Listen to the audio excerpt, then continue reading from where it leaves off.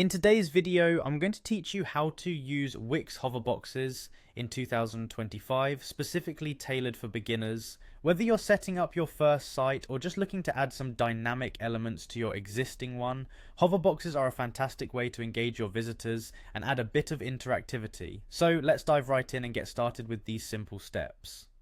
First and foremost, navigate to the Wix website editor. If you haven't opened your site yet, go ahead and do so. This will bring up the editor workspace where all the magic happens. Once you're on the main screen of the editor, you'll notice a plus icon on the left hand toolbar. This plus icon is crucial as it allows you to add new elements to your page. Go ahead and click it.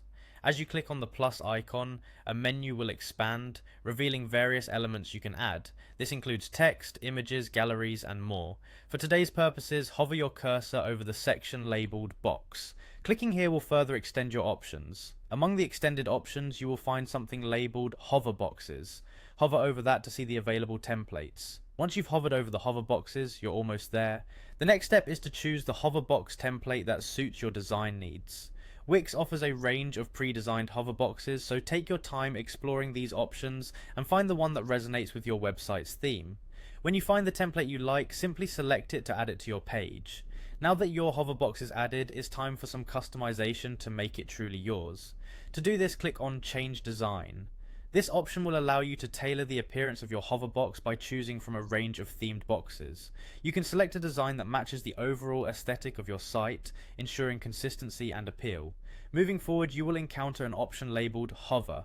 Clicking on this will give you options for hover effects, which are animations that trigger when visitors mouse over the hoverbox. These effects can range from subtle to attention grabbing, so choose whatever best fits the vibe you're aiming for. Click on Choose Effect. After selecting your desired effect, you'll have options like grow, shrink, or even skew. Each of these effects adds a different interactive element to your hoverbox. You could have it grow larger on hover, shrink, or skew in a pleasing manner. With your effects selected, you can further personalize your hoverbox by clicking on Customize. This will open up additional editing options where you can tweak everything, from the colors to fonts and even the layout, ensuring your hoverbox looks exactly how you envisioned.